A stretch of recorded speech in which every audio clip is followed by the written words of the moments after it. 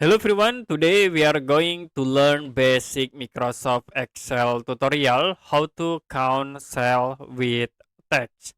So as example, I will create number and text in this column like this.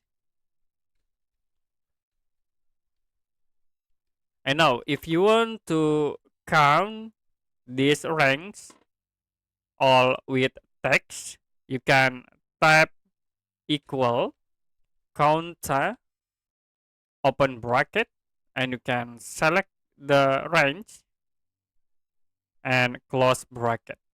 Press enter to apply. So let me count all ranks in here.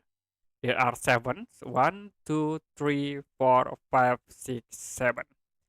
And if you want to count only text, you can type equal count if open bracket. You can select ranks. The next you can type for semicolon, double quote, asterisk, double quote again, and then close bracket. Press enter, and then there are only 4 text. 1, 2, 3, 4.